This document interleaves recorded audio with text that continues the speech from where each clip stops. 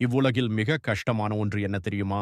அனைத்தையும் உள்ளுக்குள் தாங்கிக்கிட்டு வெளியில் சிரிப்பது. அவள் வாழ்க்கை அப்படித்தான் இருந்தது. வீட்டில் பிரச்சனைகள், மனசில் சொல்ல முடியாத வலி, யாரிடமும் பகிர முடியாத கண்ணீர். ஒவ்வொரு இரவும் அவள் அமைதியாக கைதூக்கி துவா செய்தாள். யா அல்லாஹ், என்னால இனிமேல் முடியல. எனக்கு உதவி செய். நாள் கடந்து போச்சு, மாதங்கள் கடந்து போச்சு. ஆனா எந்த மாற்றமும் தெரியல. ஒரு நாள் அவள் மனசுக்குள்ள கேள்வி வந்துச்சு, என் துவா ஏன் கேட்கப்படல? அந்த நேரத்துல அவள் கவனிக்காத ஒரு மாற்றம் நடந்துகிட்டே இருந்தது. அவளோட கோபம் குறைய ஆரம்பிச்சது. அவசரம் மாற ஆரம்பிச்சது. இதயம் மெதுவா அமைதியாயிற்று. அப்போதான் அவளுக்கு புரிஞ்சது, அல்லாஹ் அவள் கேட்டதை மட்டும் தரல, அதற்கும் மேலான ஒன்றை தந்திருக்கிறார். பொறுமை. ஏன்னா பொறுமையோட காத்திருக்கிறவர்களுக்கு அல்லாஹ் தரும் நிம்மதி இந்த உலகத்துல எந்த சந்தோஷத்தாலும் ஒப்பிட முடியாது. ஆகவே நீங்க இப்போ கஷ்டத்தில் இருந்தாலும் உங்க துவா வீணா போகவில்லை.